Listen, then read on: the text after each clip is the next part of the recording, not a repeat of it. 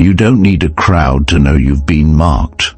Sometimes, the greatest evidence that you're chosen is how heavy the burden feels when no one's watching.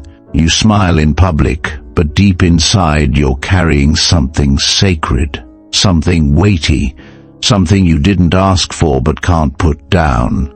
You wake up with a strange sense of responsibility, not for a job or a title, but for souls, for purpose, for things you can't explain to people who just want to live their life. That's the first sign.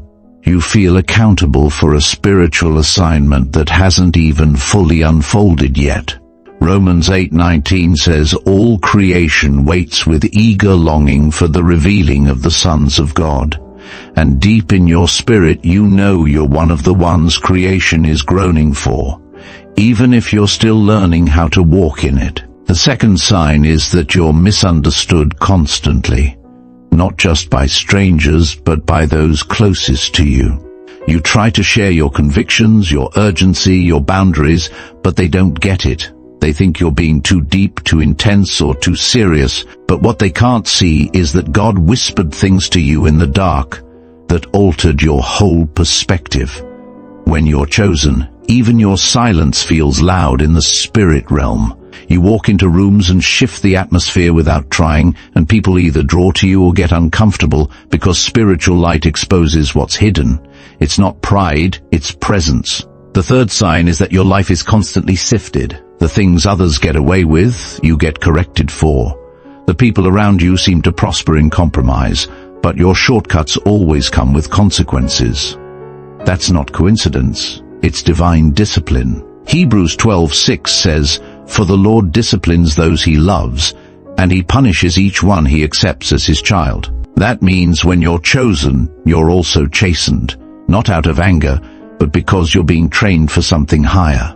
The fourth sign is hidden strength. No one knows the nights you cried yourself to sleep, the thoughts you had to fight, or the moments you nearly gave up. But somehow you kept going. That's because what you're carrying is supernatural. It doesn't let you collapse, even when you want to. You can feel crushed, but never consumed. That's 2 Corinthians 4:8-9 in action. We are hard-pressed on every side, but not crushed, perplexed, but not in despair, persecuted, but not abandoned, struck down, but not destroyed. You were born into battle, and even when life hit you hardest, something inside kept whispering, "This isn't the end."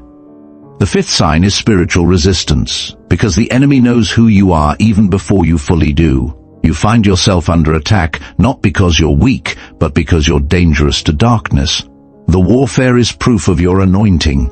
Attacks intensify right before breakthroughs, and temptation grows strongest right before elevation. If your life has felt like a spiritual ambush lately, it's not a sign you're failing, it's confirmation you're getting close to what God prepared.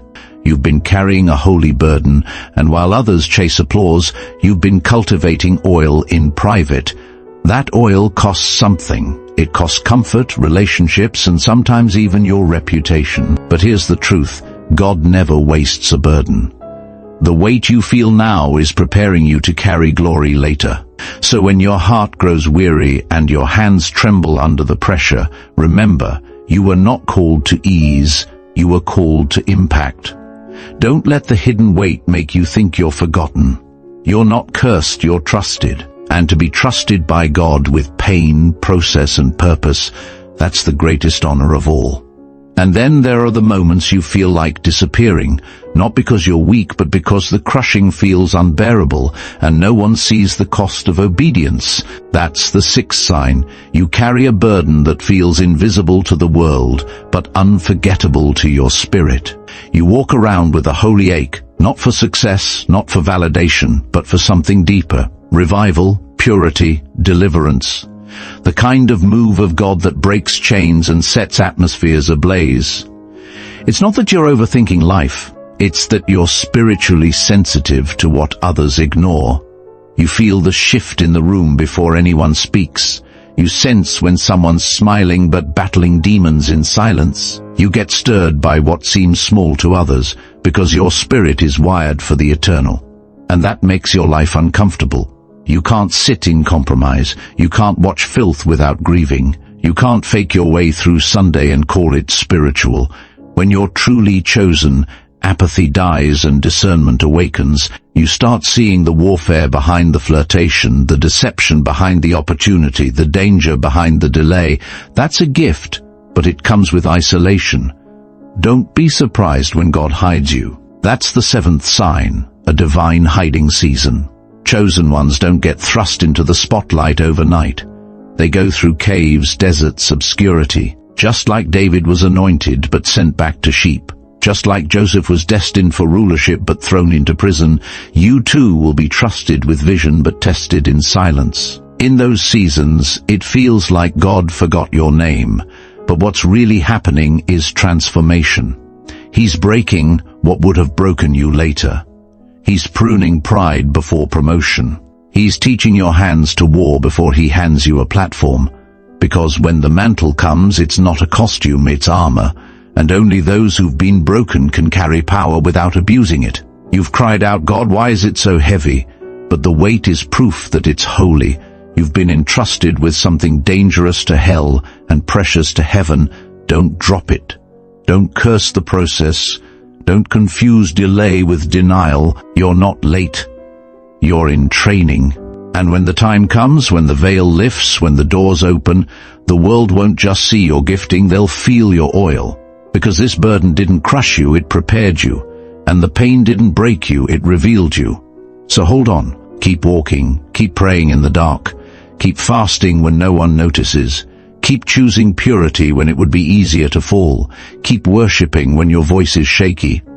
Because the burden is not punishment, it's prophecy. And if you've been carrying it in silence, heaven sees you, and God will not waste one tear.